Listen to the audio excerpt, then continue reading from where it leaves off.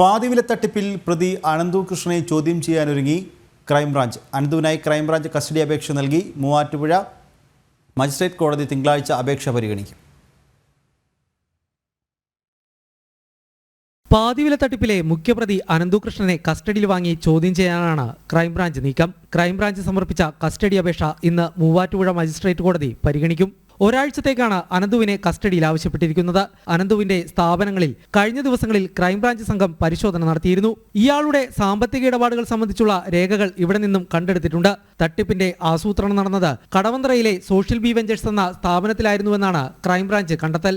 Woman on wheels എന്ന തട്ടിപ്പ് പദ്ധതിക്കായാണ് Ananthukrishnan social B ventures എന്ന സ്ഥാപനം തുടങ്ങിയതെന്നും ക്രൈംബ്രാഞ്ച് പറയുന്നു. അതേസമയം പാതിവില തട്ടിപ്പിൽ നിരവധി പരാതികളാണ് ഇപ്പോഴും പോലീസിന് ലഭിക്കുന്നത്. എറണാകുളം പറവൂരിൽ മാത്രം 1000-ലധികം FIR പോലീസ് രജിസ്റ്റർ ചെയ്തിട്ടുണ്ട്. ജനം, കൊച്ചി.